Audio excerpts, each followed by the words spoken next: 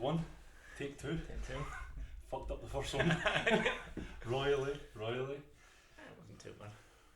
Hopefully this one will get there. We'll get there. Yeah. Definitely. Where are we starting?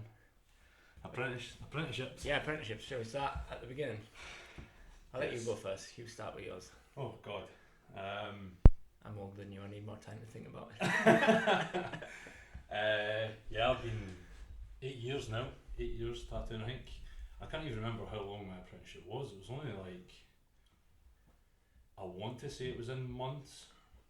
It was quite quick because obviously you guys were opening the studio. I think it was fairly quick. I don't think either me or Cam are a big believer in making people scrub the floor for 2 years. But you started before that. Yes, I did. You skipped a big part of your apprenticeship really because of the work that you'd done. I think that was a good thing with coming in here because, well, I guess I got a little bit of a fast track in a sense because obviously working in the previous studio, the studio before that was it, I did like 3.5 years, and that was only on reception, but that was obviously ordering all the stuff for the guys and stuff like that. So I was actually naturally sort of learning needle types, brands, stuff like that. Yeah. So I knew what they were. I knew what a flat mag was, what a curved mag was. I mean, for most people, it takes at least 3 months to learn hygiene, setup, all that kind of stuff. Yeah. So yeah, you've spent 3.5 years doing that, and then booking for everyone as well. Because the guys in that studio, they didn't book their own stuff. Yeah. So it was like pricing and sizes and dealing with clients and all that people not showing up and so when you came here, that was all you had that dialed pretty much, so there was no need to go over that again. So I think like pretty much from day one of being here, it was get stuck in, and I think that was it. I mean, I obviously said previously as well that like I didn't like where I was before, not just in that studio but just in life, and I literally woke up one day and was like, I want to start tattooing. And it wasn't even like I just want to tattoo. I tried to get apprenticeships before, but I was too young. I mean, like, I think when I was asking at the start, I was like 18 or 19. So I mean, I know that I wouldn't want to take on an 18 or 19-year-old now. There's too much growing up to do. I think definitely having a little bit of life experience under your belt and just knowing how the world works a little bit definitely helps when you're coming into it. Definitely. Because it's such a fast pace and there's a lot to take in. It's a lot to take in, and it's hard. It's hard work. It's hard. It all comes at you at once. You know? Yeah. So I mean, it was day one. I remember the day that we opened, and that'll be 8 years this year. 8 years in September. Yeah. I can remember coming in and just getting everything ready, getting all set up, and I mean, I didn't start tattooing. I didn't even like. I think my first client was maybe like a couple of months in, maybe. And that was literally just one of Cam's clients. At the end of the day, like, oh yeah, we were thinking about getting this. I'm like, Steppy will do it now. And I'm like, what? Yeah, Steppy will do it now. I'm like, okay. Well, that was good though. It was good. I think you need to be chucked in at the deep end. Yeah, you know. That's it. I mean, it wasn't anything like mega hard. It was like dot work stuff. It was just like, it was actually snowflakes. It's like 2 dot work snowflakes. So but I guess an easy place to start. So I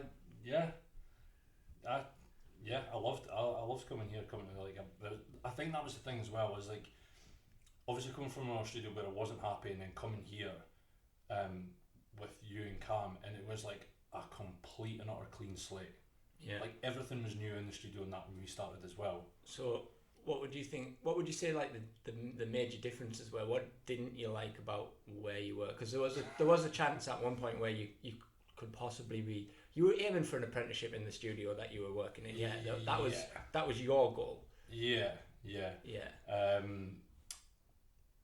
What didn't I like there? It was too much about the money. It was too much about the money. It was too regimented in what I was doing. Personally, obviously being on reception. Whereas the tattooists, they obviously, I think some of the tattooists booked some of their own stuff, but like we were doing all the shitty work. You know what I mean? Like constant bookings and stuff like that, but it was also constantly making sure you posted at a certain time on Instagram and Facebook, the same thing and that, and then phones constantly ringing, and then there's people constantly coming in. It was like a busy studio. Yeah. But that's what I didn't like there. I think also what I like about this place is that obviously we do have people walking in, but I like how chill it is here. Yeah. Everyone's on the same level. Like everyone's just, it's nice and relaxed. That's what I love about here. Like it's a relaxed environment. It's the way it should be. Yeah. You know what I mean? There's none of this like, you know, it's not like mega strict. Yeah. You know what I mean? That's it. It's just easy. That's the way it should be. Yeah. You know? Yeah, because everybody needs to feel comfortable. Artists, clients, like. Yeah. You don't want to be going into. If you're getting tired, you don't want to be going into chaos. Yeah. Yeah. Like, people not knowing what they're doing, or like that's a weird way of like, that's a very unique situation in tattooing, I think, where there's such a big like disconnect between the business and the artists, and like it is kind of unusual, isn't it? And like I couldn't work like that. I mean, that was definitely not what I came from. Because I mean, I always loved being in the studio. I always loved being around tattoos and getting tattooed. Like, but it was a cool environment to be in. That shows, like, to go and work somewhere where you're not happy for 3 years just to be in the studio. Well, that was it. It was a foot in the door. And I mean, at that point, I wasn't looking to get into a studio at that point. I was actually thinking that I'm just going to sort of wait my time out a little bit, because obviously I was a little bit younger. But getting a foot in the studio, I'm like, hell yeah. Like, I'm just in a studio. This is cool. Yeah. Do you know what I mean? It's a cool job to have, even being on reception. You just need to be there, and I think that's the key for anyone getting an apprenticeship. Even now, is just, if you're just there, just be there. In whatever capacity, whether you're a paying customer or someone working there or anything, just just get tattooed. Yeah. Come get tattooed. Yeah. Like, that's it. It's not that hard. Time in the studio, just being a face. You know what I mean? And that's how Cam met you. Because you were a face, because he knew that you already were working in a studio. I met Cam in the pub, and it was Chris Meehan that did that tattoo on Cam's mate's arse of Cam. Yeah. And Cam was like, "Oh, here, check this!" Like, and just dragged me over, and then that was it. And that's how I met Cam. Yeah. And the rest is like history, I guess. Like, still here, still pals. You know, like, it was natural. Yeah. I think that's what I liked about it as well. Yeah, but like I say, putting yourself in that position, you know, being available for someone to see that you were interested in, that you were there. Like, I think I bothered them a little bit. I'm like, here man, check this drawing I did today. He's probably like, I don't care, but I think I probably bothered them enough. Yeah, I explained to him right at the start as well. He actually asked me, because at this time I was literally drawing every single day. My thing was put out a piece of work on Instagram, whether it's palm size, whether it's something a bit bigger or that, put it out on Instagram every single day. One thing every single day. Doesn't matter what it is. I was chatting to him at that time, and then he was sort of like, no one ever asked you if you wanted an apprenticeship, and I was like, well, actually, here's the thing. And then told him, and he was like, I'll take you on, man. And then that was it. Yeah. How did you get yours? Mine's a little bit of a... So I've been tattooing for... I started in 2008, which doesn't really seem like it was that long ago, really. When it's not like the 90s or anything like that. But so I really set out with no real intention of tattooing in the first place. I'd been working I was an engineer for a while, and then I was working in factories and doing stuff. Yeah, shite jobs for ages, and like I think from being like young, I always was like, I always thought there was something like the next big thing, bigger and better. I wanted there's something around the corner, you know what I mean? And like, I played music a little bit and stuff like that, but I was never good enough, and I just kept like, plugging away, thinking that something was going to come along, and then I started getting tattooed. So it was actually Danielle who kind of dragged me to the guy that she was getting tattooed off, because I'd just been talking about getting tattooed for ages, and she was like, you just need to go and do it. So she was like, come and get a tattoo. So I went and got tattooed off this guy. And what did you get? It was her name. Oh, right. My very first tattoo was her name. I think I was like, how old would I have been then? So that must have been like 2006, 2007, so I was like 21, 22, so I wasn't even that young when I had my first one done. And it's still there? Yeah, it's still there, yeah. Sick. Yeah, so I got tattooed off Anthem, like instantly I had this one like Edwardian script name, like the most generic thing you can get, had that done. And like the second, before I'd even left the studio, I was like, I want a bigger tattoo. And the guy Ant had said to me, he was like, cool, what are you thinking? I'm like, I don't know, I want a half sleeve or something like that. So he's like, right. And like at this point, as far as I was aware, and I think as far as anyone was aware, was you walked into a tattoo studio, you picked something off the wall, and that was it. And in my mind, at that point, I thought that's all you could get. I thought that's how it worked. I didn't know. Like, I think like stuff like Miami Ink had just come on the TV, but it wasn't really on my radar then. So I was like, yeah, this is all you can get. And he actually said to me, he's like, go away, buy Skin Deep magazine, have a look through a magazine, find something cool, and I'll draw you something up custom. And I was like, my mind was a bit blown with that. I was like, fuck, you can get whatever you want. So I went to like, I'm sure I went to like W.H. Smith's, and I was bought like, it was like Tattoo Life or something, Tattoo Life, Tattoo Energy, those like ones that were put out by Mickey that used to run the London convention. Right. Bought a couple of those, and I was in there, and I was like, oh, they have like sketchbooks and pencils, and I'd drawn since I was a kid. I used to draw cartoons and that when I was a kid, and I thought, if I want something, if I can have whatever I want, I'll just draw it myself. Yeah. So I remember I drew these like, I've still got them on the top of my arm there. I drew these like 6 cherry blossoms, and I originally just went and got them, and I remember I drew them out, and I'll show you them later. The big ones, the centre of them is the exact size of a 5p piece, because I drew around a 5p piece in the middle. So I drew these cherry blossoms, I took them in, and I think when I went back, I was actually supposed to get tattooed by a different guy in the studio, but he hadn't turned up. So it was the same guy again, Ant, who owned the studio, that ended up tattooing me. And he was like, oh, cool, you've drawn these. I'm like, yeah. He's like, oh, it's cool.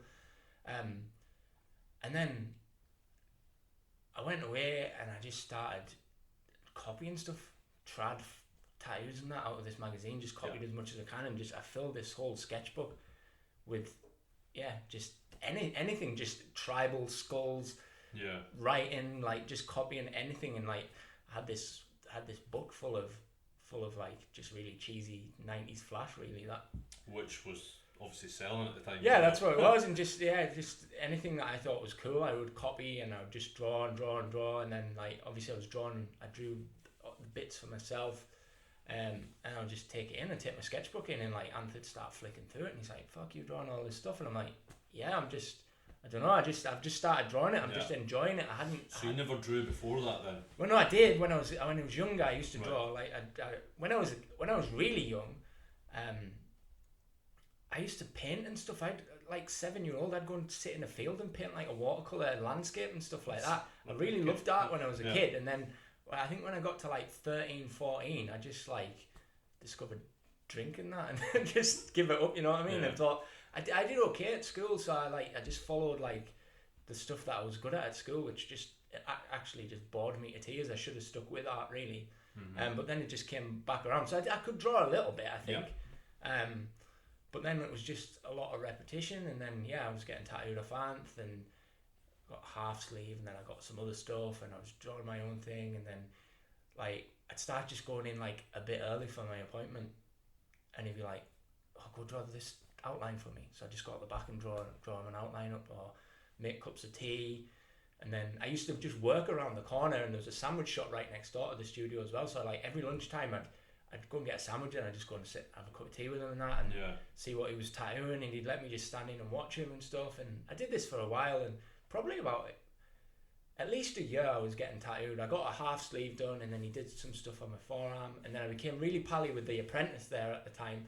And then he started doing some bits on me, and Scotty's still a good pal now. He did a load of stuff on me, and I would just let him. I'd just go in and say, "What do you want to do?"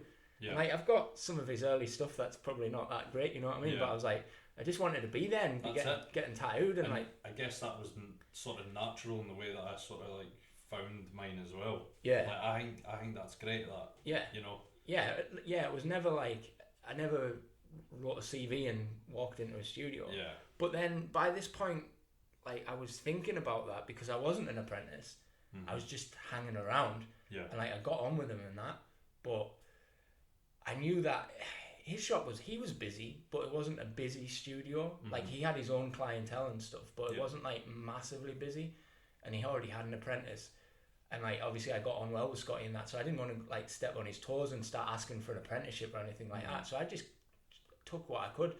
And then he started like, he used to get me running errands to other studios, to guys that he knew. He'd be like, oh, so-and-so wants to buy this flash off me, can you run it over to his studio? And it was just like a way of like, you know, he was like, oh, go in and introduce yourself, tell him who you are and that, and like, tell you're from such and such. Yeah, and like I got to know a few different people like that, and he was just trying to help me out, that sort of thing. And then after about a year or so, we went to the Skin Deep, the tattoo jam in Doncaster. He was working, and he was working with a guy that he'd taught to tattoo years previously, that had gone away and opened his own studio. And the two of them had a booth together, and I went as Ant's client. He just said, oh, I want to do something, like enter it into the competition, are you willing to get something? I was like, yeah, cool. I'm still, some of it's covered up now, but it's like a black and grey, like 50s pin-up on my leg there. He wanted to do this pin-up, so I went down as his client, and me and Danielle were there, and they were the only people we knew there, so we kind of hanging around chatting like we would, and that was the first convention that either of them had ever worked, so they were stressed. So like, we helped them out with bits and pieces, and like when we went for lunch, we were just like, do you guys want us to bring you a sandwich? Do you want us to go and get you a cup of tea? Just stuff like, I didn't think anything of it. It was just what normal people do. What I didn't know was that the other guy, Chris, he had an apprentice there with him who was just a young guy who was like 19. They turned up at the show, and this guy had just gone around the convention like he was a punter and just left Chris to like settle. He was the apprentice. But he was like just going around like meeting tattooists and like looking and taking photos and that, and like Chris is like trying to put banners up and like stressed and everything. So like that kind of worked in my favour, because me and Danielle had helped out and that, and like I think I'd got home after the convention, and like the next night or something I'd been to work, and Ant phoned me like quite late, like 9 o'clock, and he's like, Chris was impressed. And I was like, what do you mean? And he's like, oh, because you were like helping out and that. I'm like, I was just being like a decent person. I was just getting cups of tea like and stuff like that. And he's like, yeah, but, and I didn't realise what had gone on with his apprentice and that. And he's like, yeah, but he wants you to go down and talk to him. So I was like, sound. So I think I rang him the next day from work, and he was like, come down after work tonight. So I drove down at like 8 o'clock, I think it was, and they were still open, and went in, and he offered me apprenticeship to start the next day. So I kept working. I was working in shifts, so I was 4 on 4 off. So I worked 4 12-hour shifts in a warehouse. I was working in the JD Sports warehouse. I worked 4 12-hour shifts, and then because the studio was open 7 days a week, I worked my 4 days off in the tattoo studio. And I mean, it was like 10 o'clock.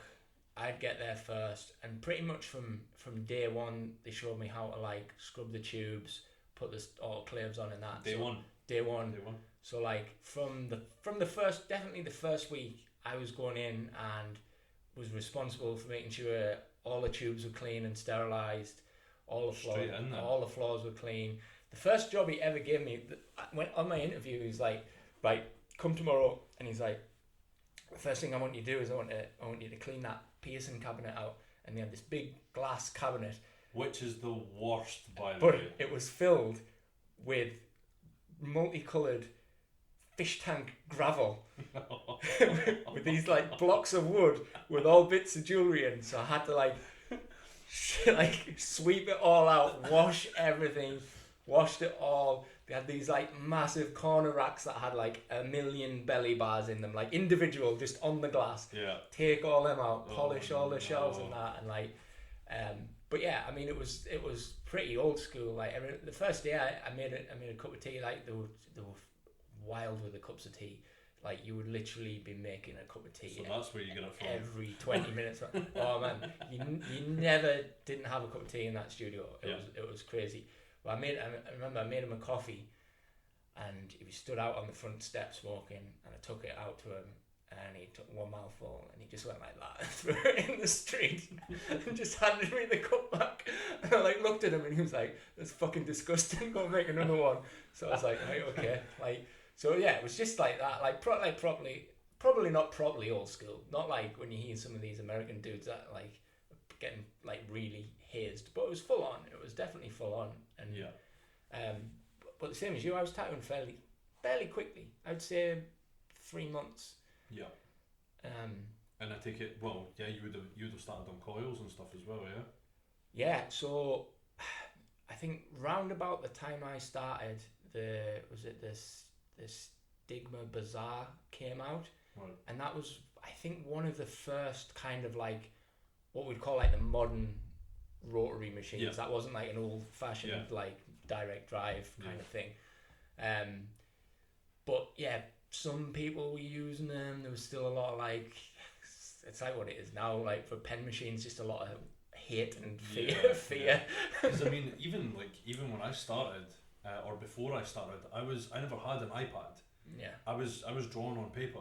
Yeah. And then as soon as I started my apprenticeship, it was like, I need an iPad. Yeah. But the thing is, like, you guys obviously didn't need iPads at that time. No, I mean, I got my iPad when I was the first person in the studio to get it when I worked at Venus. I had one before Cam, and so that was 6 months before you started your apprenticeship, maybe 8 months before you started. Yeah. Like literally then. So everything before that was drawn on paper. I mean, I can remember in the old studio, I remember one of the guys came in with his iPad, and I'm like, what's this sorcery? Like, 'cause I wasn't even really drawing at the time. I'm like, what is this? Well, like, I mean, mad. Thinking back now, how much easier it would have made things. So, part of my apprenticeship was, they were a walk-in flash studio that was in the middle of transitioning into being more of a custom studio. People were asking for custom work and stuff more. Yeah. But it was an artist who probably wasn't best equipped to be a custom artist. Yeah.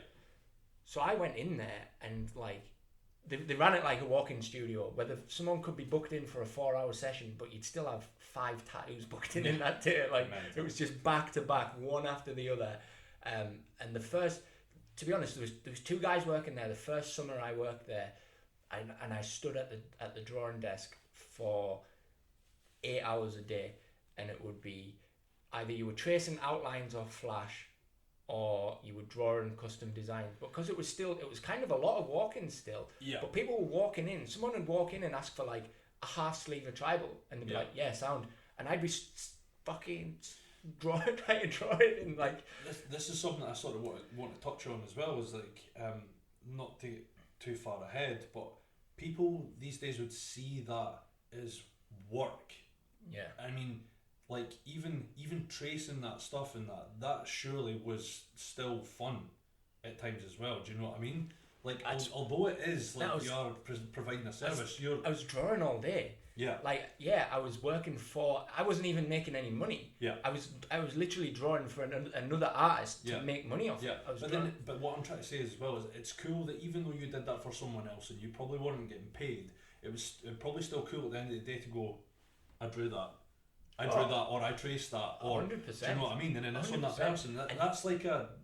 In future times, like it worked in my favor because a lot of the clients were seeing that I was drawing everything. Yeah.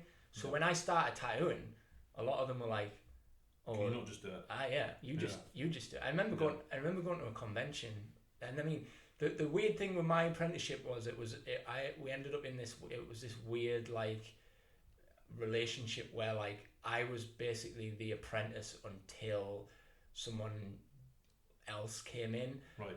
But it was like if they weren't in, I was the apprentice still. So for 5-6 years, like if I was the only one in the studio, he'd like ring me up on a morning and go, "Can you draw my design for me?"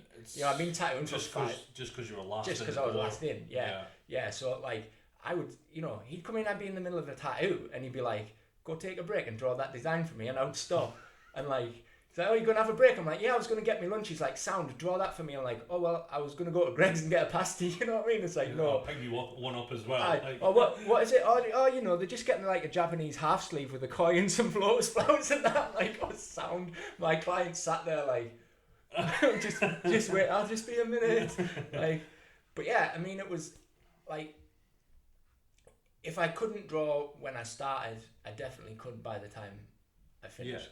And I mean, especially in that first time before I was tattooing and I was literally just drawing for other artists all day, there was no, oh, I can't draw that. It was just draw it. Yeah, you need to just draw it. Yeah. That's it. And you would just have to figure it out. And, you know, I mean, looking back on it, there's probably some that were awful, you know what I mean? Because you were just knocking them out so quickly.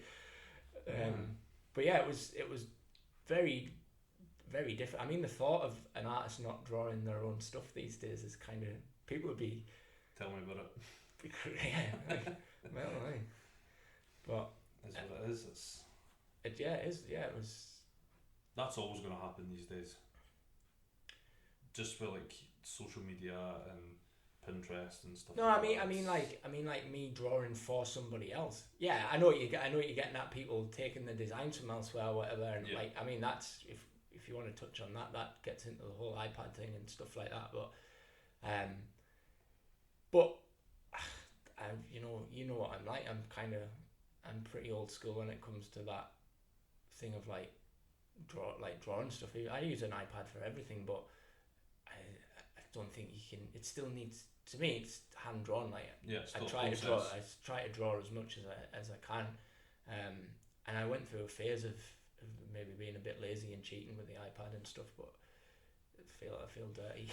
But I mean, it is there to help you as well. Yeah, I mean, there's that thing of like, sometimes sometimes when it comes to that, I've got to like check myself and be like, do you know what? Are you cutting your nose off to spite your face? Yeah. Are you just drawing it by hand and not using any reference just to say you have? Is it actually going to be better? Yeah. And I think if it is going to be better using reference or whatever, then always go for that one, because it's the tattoo. Nobody cares about the tattoo. Yeah. I say this. Nobody cares about the design. The tattoo. I always say this to folk when like, you know, you see someone that's like, they have a whatever realism piece it is, a pocket watch or something, and they'll spend hours and hours trying to like copy every detail in that one particular image. It's like the client's not going to walk around with that in their pocket and go, oh, this is what it should have looked like. Just make a good tattoo. Make a good tattoo. It doesn't matter what. Yeah, exactly. Yeah, unless it's a portrait of your granny or something. Then, just... just make a cool tattoo. Just a cool tattoo. Trad granny. Like bandana and on Chicano granny. That'd be it. Fucking hula girl. My granny, but a pin-up. Don't even. I've heard things like that before. I love that. Can you put my wife's face on this pin-up? Like. Yeah. I can remember. We can try. Do you remember the Japanese one? Oh yeah. Yeah. That was. Yeah. Yeah, there was an issue there. That's all we need to say about that. So, yeah, where can we go from there? That was just the very sort of beginning of mine and the beginning of yours, really. I think it's quite interesting how,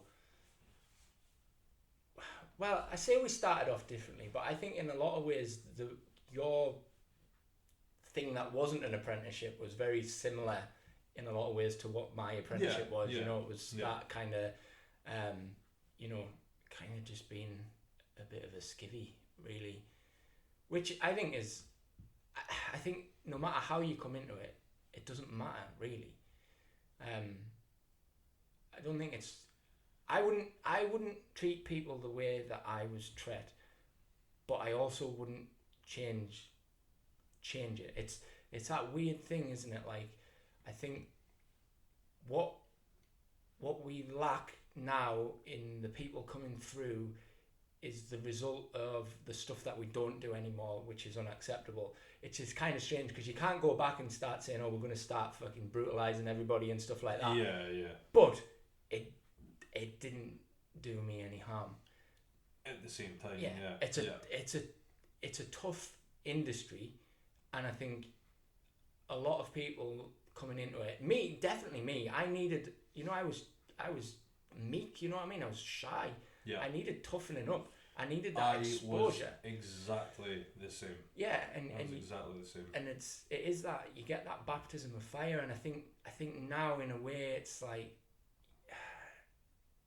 it is so sanitized, isn't it? Like it's like how do you give people that experience? Because there's always going to be that day where you need to be tough. Yeah, when you've got a tough client. Or it doesn't happen as much anymore. But like, I mean, I probably back then before I started my apprenticeship, I probably would have taken offence a lot easier than what I would now.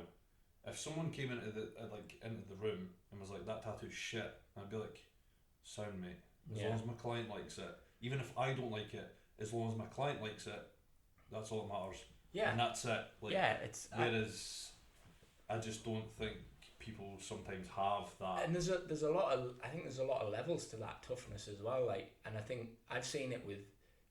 I don't think you were so bad, because I think you had a lot of experience of dealing with clients and probably dealing with awkward clients and stuff. But I mean, Greg saw it, Michelle definitely saw it. That there's always that one person that wants to kind of push the limits, and then it's weird. You always get one person that knows you're an apprentice and wants to walks all over. Wants to do that, and I think that can carry on into your career if you let it. Yeah, like the vast majority of people now are nicer, but I think that's the good thing in this studio though. It's not so much like a walk-in studio that we can take walk-ins, but we are more of a private studio. Yeah, I think the clientele that we do get. Clientele are amazing. Yeah. For the whole, and Yeah. And I think probably most people's are these days, and you could say, it's old school, having that attitude of having to be a fucking hard man or whatever. And I don't think it's that. I don't think it is that kind of attitude. I think it's just having that confidence, isn't it? Like, I noticed that you're very good at it. Michelle's very good at it as well. Cam, obviously me, is that just having that thing of like getting a hold of your client mentally, and being able to steer them with confidence. Yeah. And not leaving any room for like questioning or doubt in their mind. You know what I mean? I think it's a big part of what you learn as an apprentice. Yeah, I think like these days I'm pretty ruthless with that as well. Like I had a guy that came in, he basically just wanted, it was like some geometric stuff with some flowers and that as well, and he'd sent me the reference, and I look at the reference and go, I could do something along those lines. But when he came in, I was like, right man, what I've done is I've drawn one big flower, and instead of all these tiny little flowers, because how are they going to look in 10 years old? When they're 10 years old. I'm like, what age are you just now? And he's like 21.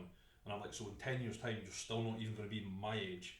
Like, we need to do something that's solid and bigger. And I think like, and then at the end of the day, he was looking in the mirror and like, he was like, I'm more than happy like with that compared to all the.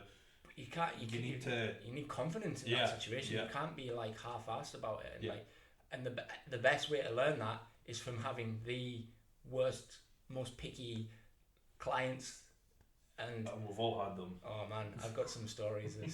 See, this is where my apprenticeship was really old school to a certain extent.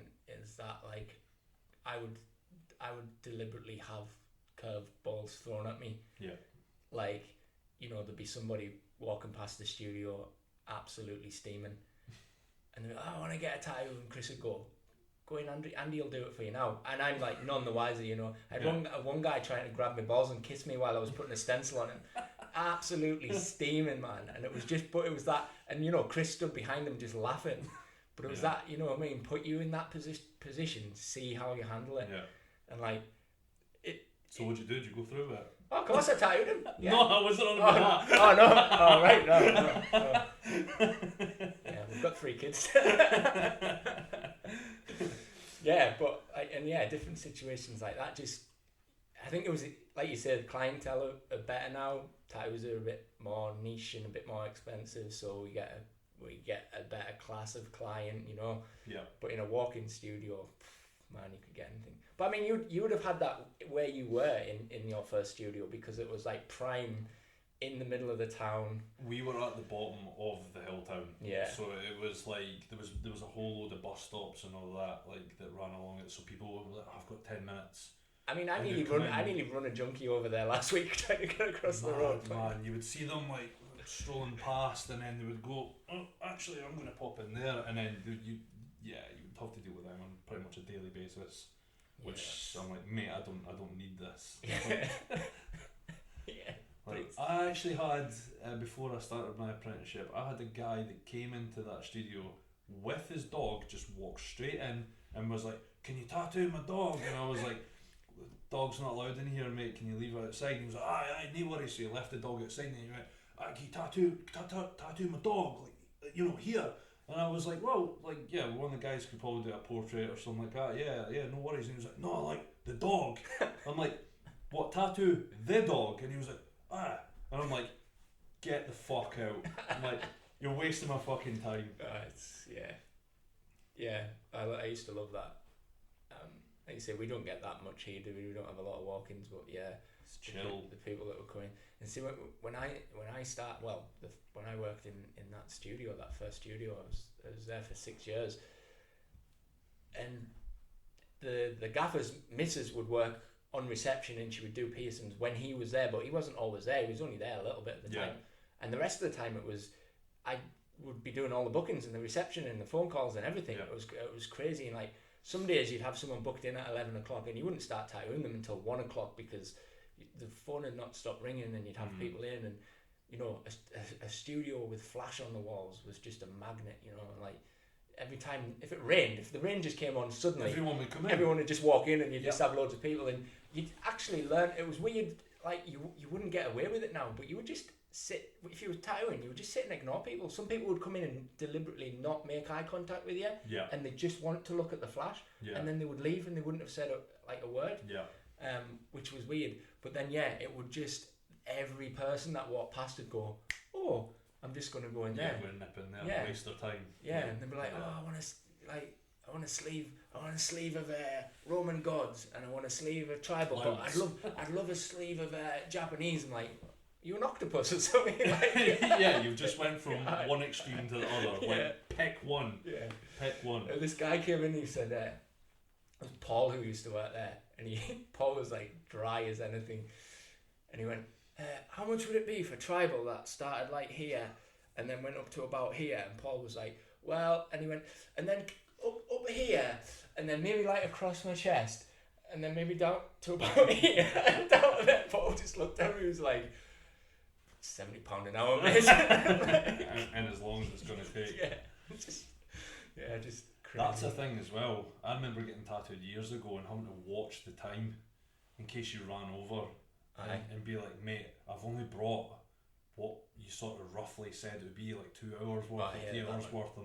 And I was skint as well, so I was like, "I don't have money for this extra hour." I'm like, "Can you just leave the highlights out or something?" Like, oh man, I hated that. And like, I think because we work by the piece or by the session or whatever now, but even now, like, I can't tell you how long a tattoo is going to take. Definitely. I'll price it what I think's fair, and like some days you'll win and some days you'll lose. You know, some days a 2 hour tattoo will only take you an hour. Some days a 2 hour tattoo will take you 4 hours. But if the price, then it's nobody's losing out. I hated getting to the middle of a tattoo that you'd quoted at 2 hours and being like, "We're 2 hours in and I've got at least another 2 hours to go." And like, I've definitely done. I remember doing this guy. He wanted one of those. You remember the like the Native American tribal, be like the eagles with all the like weird square shapes in it. He wanted this, like, it was an orca. It was like some native Canadian thing. He wanted this orca across the bottom of his back, and I looked at it and it was like quite simple. And I was like, it'll take me a couple of hours of that, whatever. 5 hours. We got to the end and he was like, "Oh, you only quoted me 150 quid. I'm like, been there all day tattooing this guy, and I was like, it took a little bit longer, and he was like, "Is that okay? Are you sure?" And I'm like, "Well, it's gonna have to be, isn't it?" Like, just, like brutal. but then it would work both ways as well. Like I remember this guy was like, he wanted this pin up, and like I hadn't quoted it. He knew that he'd been tattooed by me before, so he knew the hourly, but he hadn't asked for a time. So we got about an hour and a half into this, and it was like a realism pin up on his forearm, and then got about like an hour and a half in, and he's like watching the clock and that, and he's like, how much longer is this going to take? And I'm like, mate, we've got a good few more hours to go on this. Like, I'm like, is that okay? And he's like, yeah, just keep going. And then about half an hour later, how much longer? And I'm like, still, like, there's loads left to do, man. You can like, see. Yeah, I'm like, I even said to him, I was like, look, we can finish if you want. It's lined. You can come back and I can finish it another time. No, keep going. And I think it took me like 4.5 hours or something, and it was like, I can't remember what it worked out at, but it was like 350 quid. And he was like, oh, I've only got 120 quid. And I was like, what? And he's like, oh yeah, I didn't realise it was going to be that long. I'm like, we had this conversation like 3 times. Yeah. We could have stopped after an hour and a half if he had said, oh man. So anyway, he ended up leaving his driving license with me for like 2 weeks, and he came back 2 weeks later. Can I get my driving license back? Like give me some money. But yeah, like I'm glad we don't have to deal with that anymore, because that's brutal. But yeah. So would you change much about your apprenticeship? Yes and no. Like I mean, it got me where I needed to be. And I think in a way, it was a fast way to learn. I think it definitely would have been. I would have preferred to have someone that was maybe a little bit more experienced. I had to figure a lot out by myself. Yeah, sometimes that is the way as well, though. It is, but like, I never did one single supervised tattoo. Right. Like after the first. Yeah, that's not the way to go. After the first couple, he was in the studio, but then after the first couple, he would just like, because I'd have to wait for a chair. There was only 2 chairs, right. So I'd have to wait until everyone was finished, and then I'd have someone come in at like 6, 7 o'clock or whatever, and then he'd just go home and leave me, and I'd just sit tattooing. There's only one way to learn as well. You know, you got to learn on the job as well. You know? And then after about, I'd been tattooing for like 2-3 months or something. I'd been tattooing like full time, but just still doing like little bits and pieces, and it was still a lot of flash in that, so it wasn't too bad. But he decided that he was going to bugger off for like 3 months and left me in charge of the studio, and I was literally doing every tattoo that came in, like back pieces and shit like that. And like, so yeah, it was a quick way to learn. I think from the client's point of view, it's a weird one, because looking back now, I think, God, I must have done some terrible tattoos. But at the time, like, it was a well-known studio, and people were happy with what they were getting. At the time, yeah. Like, looking back on it now, you think, Jesus, man. I don't think anyone's amazing at the start, though. No one's amazing at the start, man. Nah. Everyone's... I think that's the thing, obviously, when you're an apprentice, you are doing cheaper rated tattoos, you know what I mean? Yeah, so definitely. I think it's got to be expected. I mean, even way before I was an apprentice and that, I was getting tattooed off of apprentices and stuff like that as well. Yeah. I knew what I was letting myself in for. I'm like, just do it on my legs, it'll be fine, no one will ever see it. And then I'm like, can't wear shorts anymore. Like, yeah, that's it. I've got a lot of apprentice tattoos to get covered up on my legs and stuff now. But yeah. Well, then a lot of people don't, especially now, you find a lot of people don't have that attitude about apprentice tattoos. I think it's hard for apprentices to find people to tattoo now. Yeah. Because everybody wants apprentice rates. Yeah. But they don't always want apprentice tattoos. Yeah. True. True. And I mean, the standard is getting better, but yeah, you're right. I don't think everyone starts out good. How about you? Would you change anything? About my apprenticeship?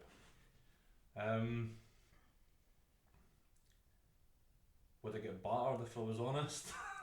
Nah, I'm joking. No, be as honest as you want. It's good to know. I think one thing that I probably would change is I kind of wish, especially now, that I got pushed a little bit more to do realism. You realise what Cam's going to say when he hears this, don't you? Because... What was that you said about getting battered?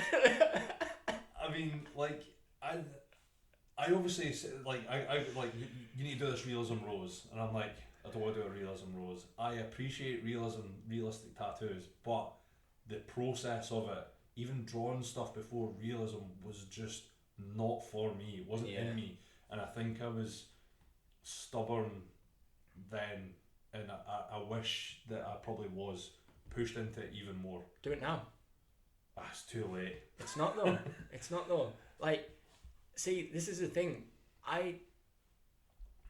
Realism wasn't a thing when I started. Yeah. There was like, there was 5 people in the UK that did portraits. Yeah. You had like Nigel Kurt, Darren Stairs. Yeah. Maybe there's a couple of people in Scotland like Gary at Incredibles and people like that did a little bit of realism sort of stuff. But there was nobody doing it, and people didn't come and ask for it. And if they did, they got sent elsewhere. And then like that whole thing where it just changed so quickly, and we started getting asked for it. And it wasn't until Biffa started.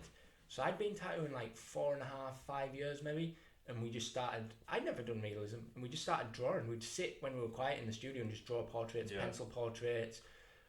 See, again, that like still does not interest me. It I didn't can me appreciate either. it. Yeah, but it's that thing though, isn't it? Of like, you don't know until you try, and definitely. I mean, I can do realism. I do it. I'm not the most specialized realism guy. I definitely don't do the best realism out there, but I can do it. I can do a portrait or whatever. But it's more what it gives you in everything else. You can use it. Yeah, how it feeds into the other styles. That's why I wish that I probably was pushed a little bit more, because then I could probably utilise that. The drawing more. Drawing side of it, like drawing a face is drawing a face, whether it's neo-trad. Like if you have a better understanding of how it's supposed to be, then you can make neo-trad faces or whatever look better. Like it definitely helps. Not that you can't do it without. Yeah. And I think that's where you would surprise yourself, because the realism feeds back into other styles, but you've done enough of like neo-trad and stuff to probably have a pretty good understanding of how a face is gonna look. Even when it's like stippled, what it was like the first time you did a stippled portrait. Yeah. Let's not mention that one. Let's not mention that one. Like, because I remember Callum at the end, he was like, "How do you think you got on with that?" And I'm like, it was all right. And he was like, "Why did you look windswept?" Everything was just shaded one way, like all in one direction. He was like, "Fuck's sake, Steppy, you've got to contour the face." He was like, "Not everyone's just like, if everyone walked around with a face that was just windswept it's like just that." running really fast. That's what I was going for. But that's it, isn't it? It all does tie together, and you can do as much as you want, and you can do as little as you want, and you'll find your way, and you'll find your own thing. Yeah. That was always it with me, because I had to do everything that came through the door. Yeah. And like, that sounds like, oh, you could do everything. And it's like, no, because it was limited in comparison to what we do now. Yeah. I wasn't going from doing like portraits to, like like trash polka and all these like complicated styles. We were doing tribal and flowers and butterflies and Japanese and stuff like that. But it did start to get more broader, and then I just tried everything. I've tried new school and old school, and I think I got lucky in my apprenticeship that way as well, is because I was constantly drawing. I was drawing stuff and posting it. This is available, and people were like snapping it up. So I didn't really have to look elsewhere too much, but I still wish I had some of that knowledge of like realism and stuff like that, because it would help more these days probably. Yeah, it's just a different time though, isn't it? Just totally different time. Like you had Instagram. Yeah. You had a way of putting your work out there, and like, I mean, look at how it works out. I'm 15, 16 years in, and I'm still trying to push a style. Yeah. Whereas you got there really, really quickly, and you worked hard at it. It's not like you had any kind of benefit or anything. Yeah. So yeah, maybe it's not a bad thing that you didn't do loads of different styles, because then maybe your style would have got a bit more scattered and a bit more like mine. That's what I mean. I'm the guy that does everything. But there's something nice about that though. There's something that's really tattooy about that. I like that because like back in the day you would have walked into the studio and the guy would have done pretty much in for you anything that was on that flash, and like I think a lot of people are missing that these days. Yeah, I think certainly right. But for me, it was like it was. I never wanted to be like the walking guy that can just do flash everything. Yeah. It was for me. It was always like when like I started watching things like Miami Ink, you know, Tim Hendricks, Chris Garver. You know, they could do a Japanese sleeve and it would look like it was someone who specialized in Japanese. Yeah. They could do a black and grey fine line portrait and it would still look like that. Is what I've always strived for. Like, don't try and just be okay at everything. Yeah. Like, what if you're gonna do it? Do it good. Yeah, do it good. Yeah. And like it's hard and it's you can't. I don't think you can do everything good, but I've came across a few tattoo accounts recently, mainly Japanese tattoo artist accounts, and I'm like, oh, their work's sick. And then in the bio, it's like black and grey tattoos. They've got a separate account for the black and grey. Was that French guy, that Lil B? Yeah. Yeah. And then you look at it and you're like, aye, how? Yeah. Aye. Like there's something special about that. He does black and grey like he works in LA. Yeah. You know what I mean? Yeah. Like tattooing Chicano all day. Yeah. And then he does. I mean, I think he's just opened a studio in Japan. Right. But then just like traditional as mental. But then that's like But that must stem from your apprenticeship. You don't just do that. Yeah. Well, from what I've heard about him, I think he did just do black and grey until like a year or two ago, a couple of years ago. If you go back through his Instagram for the Japanese, it's not that long, and you can see how quickly he's got better at it. Yeah. But yeah, like, but that's the thing, like, and that's the thing that I always say to probably said it to you, Michelle, everyone, like, try different things, do as much as you can. You don't know, just because that's what you like drawing now doesn't mean that's what you're going to be good at. Yeah. You very rarely, the one thing that surprised me when I first started going to conventions and that is you go to this guy that like specializes in trad, and he'd be covered in black and grey portraits himself. Yeah. And you're like, wow, that's weird, like, why? And it's because you're not always going to be good at what you like. Yeah. Like, the guy that does black and grey might love trad. Yeah. And I think everyone gets into it, they're like, this is what I like, this is what I want to do. Yeah. And then they start and you're like, oh, I can't maybe not draw that as well as I thought I could or whatever. So just try different things, eh? Yeah. I think that's probably... You're pretty well-rounded though. And what you do, the styles that you do to that standard. I just try and tweak things to be mine. That's what I try to do. I try to give, like, even though someone comes to me and they're like, I want this, I'm like, right, I can do that skull and that rose, but I change it up a little bit. I draw a skull like I would draw a skull. Yeah. Do you know what I mean? What does anybody do? I mean, I remember when I first moved to Dundee and I was doing all that, like, abs kind of, I don't know what it was. It was like watercolor, but with like abstract trad-y, neo-trad stuff in it. But a little bit of realism now and then as well. Exactly, realism in that. And everyone was like, "Oh, your style's amazing," and I never had that. Yeah. And I was just like, "What do you mean my style?" Like, because I'd literally gone, I like the bold lines from trad, I like the heavy black shading from trad and Japanese. Yeah. But then I like color realism and I like new school, like the bright colors and that. And I just went like that and just. And I think there was no one bit of geometric pattern in here and there. And yeah. I think that's the thing that I like about apprenticeships as well, is that you can soak all of that up. Yeah. You know what I mean? You soak up the Japanese, the neo-trad. You have all that knowledge there to soak up. What was good for you here is me and Cam couldn't be any, even though we have like the same work ethic and the same ideas about tattooing and stuff, our styles couldn't be any further from each other. Yeah. You've got like some of the smoothest, like glossy black and grey realism, like large scale horror stuff like that, right the way through to me doing like fucking watercolor unicorns, you know what I mean? It's good, that's what you need. That's what you need. You definitely need that. You need.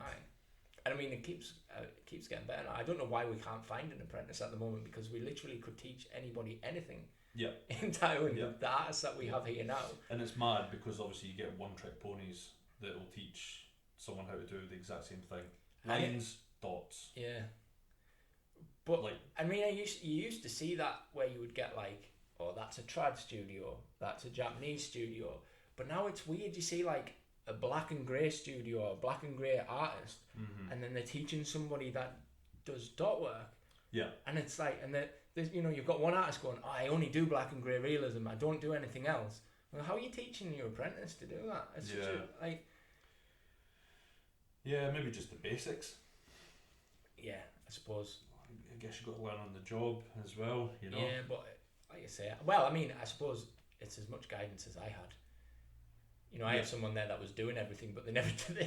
Yeah. But then I would watch, and I would, you know, even though he wasn't there for the tattoos, he would critique them, and the critiques were fucking brutal. I'd show him a picture sometimes, and he'd go, "What the fuck is that?" I'm like, I'd be like proud of it, you know what I mean? I'm like, he's like, "Oh, it's not that bad, is it?" He's like, "That line's fucked. That line's fucked. That line's fucked." But again, as an apprentice, you need that. Oh man, you need someone to keep you in line. I mean, I remember before I got my apprenticeship. So when I was going to Ant's studio and that, and I didn't know what was going on, there was a lot of like, I started getting that idea. So I was on the Skin Deep forum online and stuff like that, and I remember at the time the Skin Deep forum had loads of really, really good, well-known artists, like British artists on there. You know, Valerie Vargas and Stewart was on there.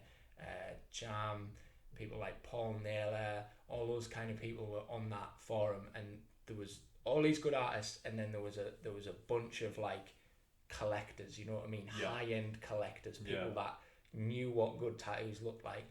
And I remember posting my drawings on there and just getting fucking rinsed, being like, put your pencil down, I hope you never put a tattoo on someone.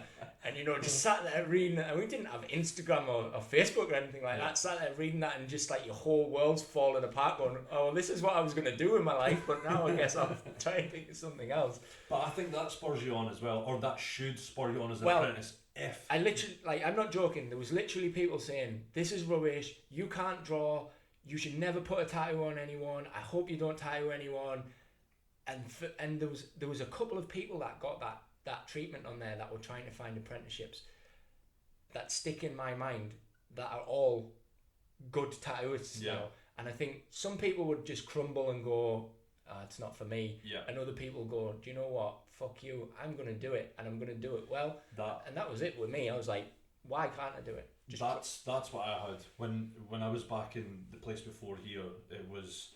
I was always out partying, drinking and that all the time, hungover all the time and that, and I never really stuck to anything, like nothing. I never stuck to anything in life. I would always start something, drop it and move on to the next thing. So when I did ask, it was sort of like, you won't be a tattooist, you'll never be a tattooist. But when I asked, it was like a one-way street for me. I was like, no, fucking watch me. I just need to find it somewhere. And luckily enough, by that point, I was speaking to Cam. So it was like, one-way street, watch me. Like that was it. What's mental is you were in a fairly successful band at the time as well, which, like, if that was me... Don't mention the name on this podcast. No, I can't. I will freak out. Freak out. But if that... like I was saying, when I was looking for something, that was one of the things I thought about doing. And for you to come away from that, to focus on this, just goes to show how much you wanted it, really. I remember I was still an apprentice at the time, and I had a tour with my band, and we were just away for a week, just around the UK, and I took my iPad with me. And I was drawn at the gig. Like, I think that point for me, I did realise that tour. I think it might have been the last tour that I did. But I did realise, I'm like, why am I at this gig surrounded by loads of people and alcohol and all that stuff, all the stuff that you could have a good time with, and I'm sitting here drawing on my iPad at the side. I mean, that's it, isn't it? And the funny thing is, that's what your life will still be like now. like you go on holiday, you take your iPad, you know what I mean? It's like I've seen tattoos doing that as well. Yeah. You'll go on holiday and take your iPad. I didn't last time, but I've definitely done it before. Yeah. I've taken sketchbooks on planes and trains and stuff as well, just to kill the time. Yeah. Sat drawing dragons on the back of sick bags on aeroplanes and shit like that, just for something to do. But yeah, but I mean, that for me, that's how I felt. That's how you felt. I know that's how everybody else who works here. I mean, we could speak to Cam about his apprenticeship, and like when I first started working with him, we'd swap stories, and we were like, God, did we get taught by the same person? It was so similar, just how weird and crazy and all the shit that you had to go through and the weird like freak outs and you know what I mean, all that kind of shit.